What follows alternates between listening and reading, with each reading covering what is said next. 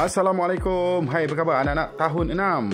Kali ni kita nak buat portfolio pendidikan seni visual tahun 6. Portfolio ni tujuannya untuk kita menyimpan ataupun mengumpulkan maklumat, bahan bercetak, gambar-gambar, karya-karya kita ke dalam fail ni.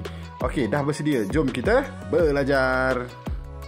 Mari kita lihat alatan dan bahan untuk menghasilkan portfolio pendidikan seni visual tahun 6 bagi sesi 2022 yang terbaru ni.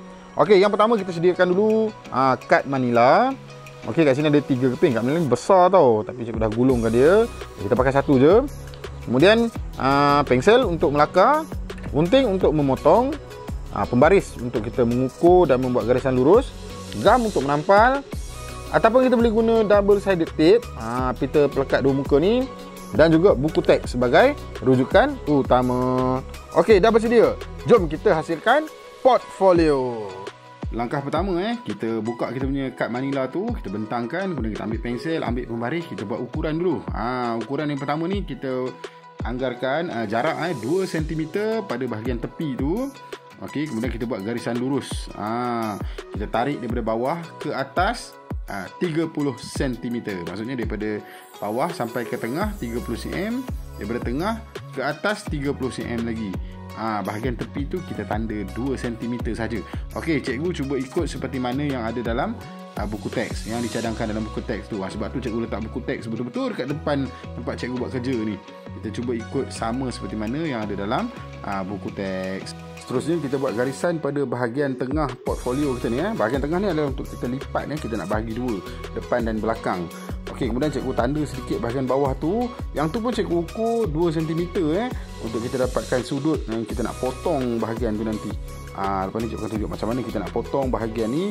Kita nak buang bahagian tepi tu dan kita tinggalkan sedikit untuk kita letakkan gam ataupun pita pelekat di bahagian tu untuk kita cantum bahagian depan dan belakang portfolio kita. Okey, kamu boleh perhatikan langkah kerja cikgu ni.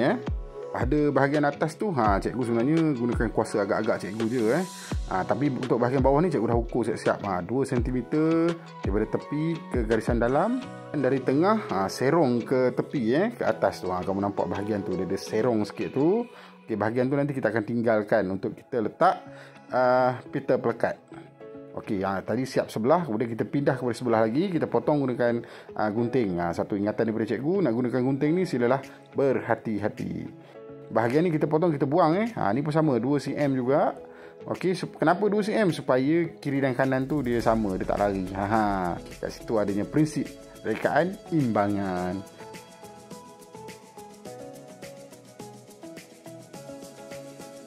Okey, bahagian atas ni kita buang. Cikgu dah tanda tu, kamu nampak rupa segitiga tu kan. Bahagian tu kita buang, kita tak perlukan bahagian tu. Bahagian ni ibaratnya seperti mulut portfolio kita. Bahagian pintu dia untuk kita masukkan kita punya bahan-bahan ke dalam portfolio kita. Okey, begini rupanya bila dah siap dah siap potong. Okey, cikgu dah potong bahagian tepi. Okey, kalau kita tengok kat sini tadi kita dah buat ukuran, kemudian kita potong menggunakan gunting kan. Okey, sekali lagi cikgu ingatkan bahagian bawah ni kita ukur dengan pembaris sampai ke tengah ni tadi 30 cm. Kemudian daripada tengah ni kita buat garisan lurus sampai ke sini 30 cm juga. Kemudian ada baki baki di bahagian atas ni.